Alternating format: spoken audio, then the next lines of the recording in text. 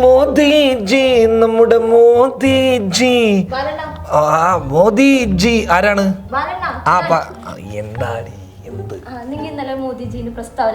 ഇന്നലെ എന്നല്ല, നീ ഒരു 10 വർഷം മുമ്പുള്ള മോദിജിയുടെ പ്രസ്താവനകൾ ചോദിക്കും. ഞാൻ ഇങ്ങനെ എണ്ണി എണ്ണി പറഞ്ഞു തരാം.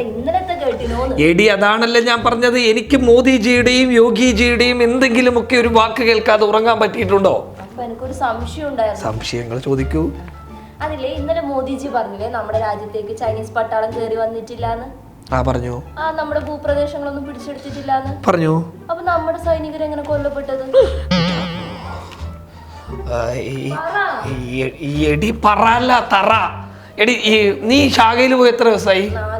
4 ദിവസമായി. ഈ ശാഖയിൽ പോകാതെ നിന്നാലാണ് ഇത്തരത്തിലുള്ള വിഡ്ഢിത്ത ചോദ്യങ്ങൾ വരുന്നത്. ഇനി മുതൽ നീ ശാഖയിലൊന്ന് പോയി നോക്കിയേ. എടി, ഇതിങ്ങനെ പറഞ്ഞു തരും എന്റെ ഭഗവാൻ. എടി, നിനക്ക് ഈ വേറെ എന്തൊക്കെ. നീ ഒരു കാര്യം ചിന്തിക്ക്. നീ ഒരു ശാഖയിലെ പുഴുവാണ്. നമ്മുടെ പ്രധാനമന്ത്രി മോദിജി ആരാണ്? പ്രധാനമന്ത്രിയാണ്. നീ ആരാണ്? അപ്പൊ നീ ചോദിക്കുന്ന ചോദ്യമാണോ വലുത്, അല്ലെങ്കിൽ നമ്മുടെ പ്രധാനമന്ത്രി പറഞ്ഞു തന്ന ആ വാക്കുകളാണോ വലുത്? അപ്പൊ മോദിജി പറഞ്ഞത് ശരിയല്ലേ? ഇനി ഒന്നും വേണ്ട, നീ ഒരു കട്ടൻ ചായ ഇട്ട പോയെ. നീ ബാലണ്ണന് ഒരു കട്ടൻ ചായ കൊണ്ടുപോവാ. സൈനികരൊക്കെ നമ്മുടെ ജീവനാണ്, നമ്മുടെ രാജ്യമാണ്, നമ്മുടെ എല്ലാമാണ്, നമ്മൾ രാജ്യസ്നേഹികളാണ്. നീ ഒരു കട്ടൻ ചായ ഇട്ടുകൊണ്ട് വന്ന വേഗം പോയെ. എടി, നീ ഒന്ന് പെട്ടെന്ന് പോ. ഞാനൊരു ഫോൺ വിളിക്കാം. നീ ഒന്ന് പോയേ അങ്ങോട്ട്. നീ ഒന്ന് അങ്ങോട്ട് പോയേ. എന്റെ ഭഗവാനെ, ഇവിടെ ചോദിച്ചത് ശരിയാണല്ലോ. നമ്മുടെ സൈനികർ പിന്നെ എങ്ങനെയാണ് കൊല്ലപ്പെട്ടെ? അതിർത്തി കടന്ന് ചൈനീസ് പട്ടാളം വന്നില്ല എങ്കിൽ നമ്മുടെ പട്ടാളം എന്തിനാണ് ചൈനീസ് സൈന്യത്തോട് യുദ്ധത്തിന് പോകുന്നത്? അപ്പോൾ മോദിജി പറഞ്ഞത് തെറ്റ് തന്നെയാണ്. പക്ഷേ അത് തെറ്റല്ല, അത് ശരി തന്നെയാണ്. എടീ, ചായയുടെ കൂടെ ഒരു പരിപ്പ് വടയും കൂടി എടുത്തോ. ഇതാണ് ഒരു സാധാരണ സംഘ കുടുംബത്തിൻ്റെ അവസ്ഥ. അതായത് എല്ലാവരും ആ കുടുംബത്തിൽ സംഘികളുടെ തല മാത്രമായിരിക്കില്ലല്ലോ. അത്യാവശ്യം വിവരമുള്ള ആളുകളുണ്ടെങ്കിൽ ഇതുപോലെയുള്ള ചോദ്യങ്ങൾ ചോദിക്കുമ്പോൾ സാധാരണഗതിയിലുള്ള ഒരു സംഖ്യ കുടുങ്ങിപ്പോകും. കാരണം അവന് പറയാൻ ഉത്തരങ്ങളില്ല.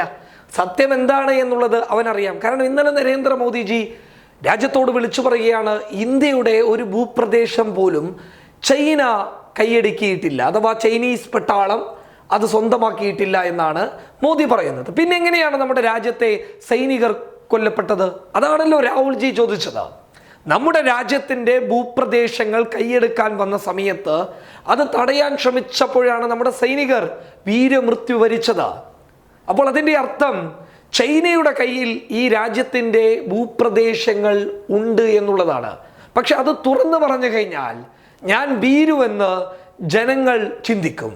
തൻ്റെ തള്ളുകളൊക്കെ 8 നിലയിൽ പൊട്ടുമെന്ന് തനിക്ക് ബോധ്യപ്പെടുമെന്നുള്ളത് കൊണ്ട് തന്നെയാണ് നരേന്ദ്രമോദി ഈ രാജ്യത്തിൻ്റെ ഒരു ഭൂമി പോലും ചൈന പിടിച്ചെടുത്തിട്ടില്ല എന്ന് പറഞ്ഞത്. യഥാർത്ഥത്തിൽ എന്താണ് സംഭവിച്ചത് എന്നുള്ളത് തുറന്നു പറയാൻ ഇവർ ഭയക്കുന്നത് ഇവരെ രാജ്യസ്നേഹികളായിട്ടുള്ള ഈ രാജ്യത്തെ ജനങ്ങൾ വെറുക്കും, അഥവാ അടുത്ത തിരഞ്ഞെടുപ്പിൽ തോൽപ്പിക്കുമെന്നുള്ള ഭയം കൊണ്ടാണ് രാജ്യത്തിൻ്റെ പല ഭൂപ്രദേശങ്ങളും ചൈന പിടിച്ചെടുത്തിട്ടും അതൊന്നും സംഭവിച്ചിട്ടില്ല എന്ന് ഇപ്പോൾ ഇവർ നിലവിളിച്ചുകൊണ്ട് തുറന്നു പറയുന്നത്. News desk public Kerala.